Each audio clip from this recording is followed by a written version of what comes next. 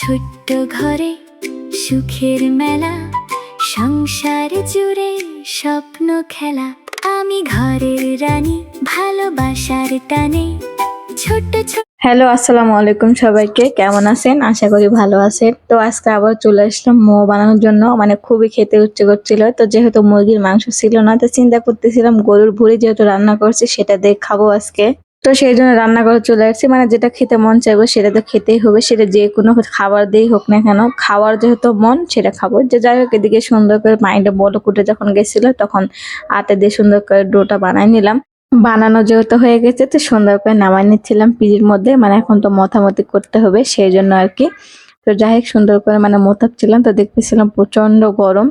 মানে এই সময় তো গরমই থাকবে, মানে ঠান্ডা করার আমার কোনো মাথার মধ্যে সেন্স নেই। ঠান্ডা করে কাজটা করব, আমার তাড়াহুড়া সব কাজে। তো যাই হোক, এদিকে সুন্দর মতো আমি ডোটা তৈরি করে নিলাম। একবার রুটির মতো রুটি বানাবো আর কি। রুটি বানার পরে তারপরে আমি কেটে কেটে নেবো। তো সুন্দর করে রুটিটা বানাচ্ছিলাম আগের থেকে, বাট অনেক সুন্দর হয় রুটি। এখন শিখে গেছি আলহামদুলিল্লাহ।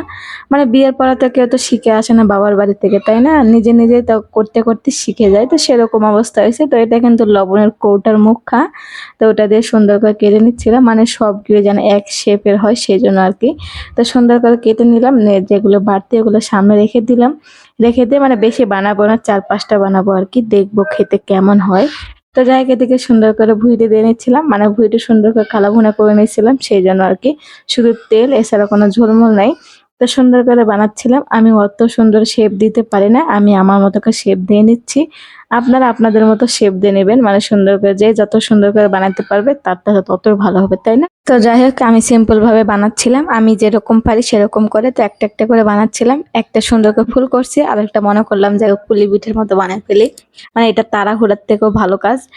কুলি পিঠার মতো বানাই খেলে একটা উল্টান দেওয়া লাগে, তাহলে হয়ে যায়।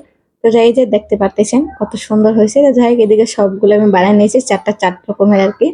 তো বানানোর চুলার মধ্যে তাওয়া তুলে দিয়েছিলাম, তাওয়াটা হিট হয়ে গেছিল, তো একটু পানি দেওয়া লাগবে। তো তো সেই জন্য নর্মাল পানি দিলাম, দিয়ে সুন্দর করে এখন দিয়ে দিচ্ছি মোমোতে, দিয়ে সুন্দর করে ঢেকে রেখে দিব।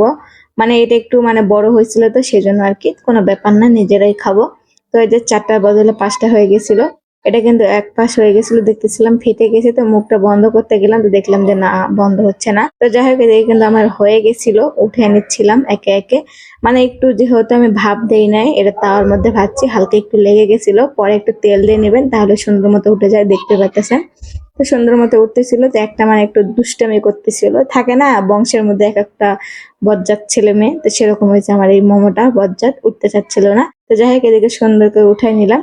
মেরে দেখতে পাচ্ছেন কতটা সুন্দর হয়েছে। এখন শুধু মানে ভেঙে দেখার পালা কিরকম হলো আর কি। খেতে অসম্ভব মজা ছিল, মানে মুরগির থেকেও ভুঁড়ি দিয়ে অনেক মজা লাগে। তো এই যে দেখতে পারতেছেন কতটা সুন্দর হয়েছে। আর এত সুন্দর খেতে বাসায় না ট্রাই করলে কিন্তু বুঝতে পারবেন না। আমি তো ট্রাই করছি, আপনারা একবার করে দেখবেন। সবাই ভালো থাকবেন, সবাইকে টাটা।